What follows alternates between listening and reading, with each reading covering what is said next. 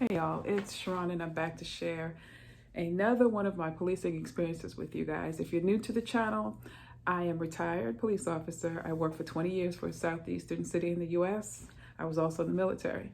And I'm sharing my policing experiences in hopes of helping others, also providing a different perspective, if you will, my perspective, in hopes of helping others. And last week, I shared a question at the end of the video. And the question was, since there are bad apples in every agency, when do we start looking at the tree, which is criminal justice, the criminal justice system? So I am going to provide a answer and a perspective on that. If you like this video, hit like, subscribe, share, leave a comment if you feel like it, okay? As I mentioned, the question on the last video, I said, since there are bad apples in every policing agency, when do we start looking at the system? I also provided an example of what my perspective on the criminal justice system and how it worked. And the example was, I said, me and 4 of my other police officer friends were just standing around with 5 of your police officer friends. And then I turn around and I say, everybody, give me all the money out of your pockets. I collect all the money and I count it up. And then I divvy it out evenly to the 10 officers standing there. And I also asked the question, I said, who do you think would have no problem with what I just did with the money? Give you a couple of seconds. Of course, it's the people that either had very little money in their pocket or no money in their pocket. And that was my description of the criminal justice system and how it works. Basically, 10 officers standing around, gather up all the money, and the ones least affected were the ones that benefited the most with that scenario. And that's kind of how I saw the criminal justice system. The criminal justice system, I also mentioned in the other video, the criminal justice system works for itself. And I don't think I was clear enough, so let me clear it up a little bit more. As an officer, I talked about this in the other videos, like, what was the other video called?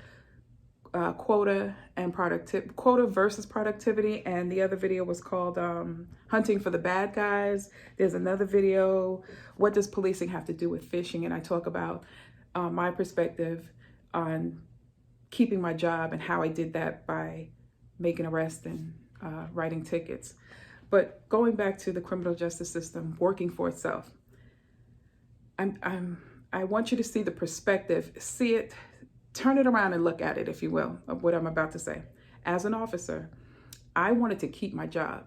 And the sergeant would get on me, you just can't sit around doing nothing, Walters. You need to produce, as they called it. Some people called it a quota. So I would go out, make arrests, write tickets. Of course, I would go to the places easiest to find those arrests and those tickets, because most of the time it's an 8-hour shift. But 6 hours, I could say you're honestly doing work. How about that? And so I would go out, make arrests, write tickets. I think I mentioned one time I sat in a stop sign. They used to call it a honey hole. I sat at the stop sign. I wrote 16 tickets? 16 tickets in about 4 hours. And that kept the sergeant off my back. But imagine, my sergeant takes my arrest tickets, my bodies, if you will, my arrests, and then all the others, and they tally them up and they come up with crime stats. They present these crime stats to you, the public, society, and say, okay, look, we're doing X, Y, Z. That's why we need this equipment. That's why we need the pay raises, right? And I'm not saying that's necessarily true. I'm just telling you how it's presented. So the criminal justice system, policing, brings these crime stats to the community and says, look what we've done. And we still need this. We need this. We need this. And we need this. And we need this. That's working for itself. Instead of the criminal justice system coming to the community and saying, okay, what do you need us to do? And I'm not saying it doesn't happen, but it's gotten to the point where the bodies and the arrests what's the word? It allows, if you will, the criminal justice system, policing, to work for itself instead of policing working for the community. I bet if you ask the over-policed communities about the scenario that I just gave about the 10 officers and the money, who do you think the over-policed communities, who do you think they would equate themselves to? And I'll tell you, all that money gathered up, that's basically the over-policed communities. Because as officers, we go to the easiest spots. Which are the easiest spots to get our bodies and get our tickets are in the poor areas. More people are out there doing more things. And it's true. It's just true. It's true. The sergeant gets on me. So what do? I go to the place easiest to find, drinking in public, walking in the street, things like that to keep the sergeant off of me. So it's a chaotic system, but it needs to be retooled. I'll use that word. It needs to be retooled. So again, the criminal justice system, policing, basically works for itself because we go out, we get the bodies, and then we produce these crime stats and we say we need more equipment because the bad guys got better equipment than us. The bad guys got this, that, and the other thing. And nobody's really looking at the community and how the over-policing affects it.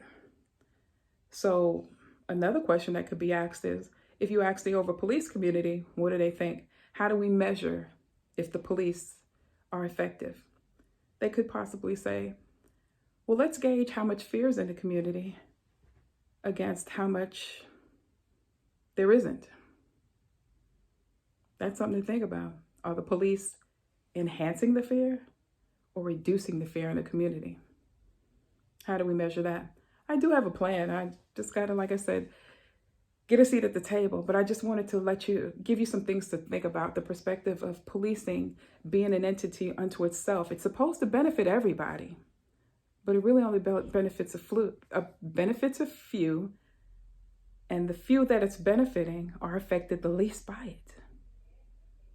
Remember the 10 officers, all the money, give me the money. And the people that have really no problem with me divvying out the money are the ones that really weren't affected by it, but they benefited. And that's how I see the police, the criminal justice system, and the police within it. Again, I have a plan. We can work to build a different system, if you will, retool it. The police are needed. I'm not bashing the police, but being inside to see how policing works in the criminal justice system, there's definitely a problem if only a few are benefiting and it's supposed to benefit everybody. I just want to give you something to think about, guys. Hit like, subscribe, check out our online store. The link is in the description. I also created some notebooks. The links for those go directly to Amazon, so you don't have to go looking for them. Those links are in the bottom. And also comment, all right? But always remember this. You don't necessarily have to go through a thing to learn from it. Talk to you guys later. Bye.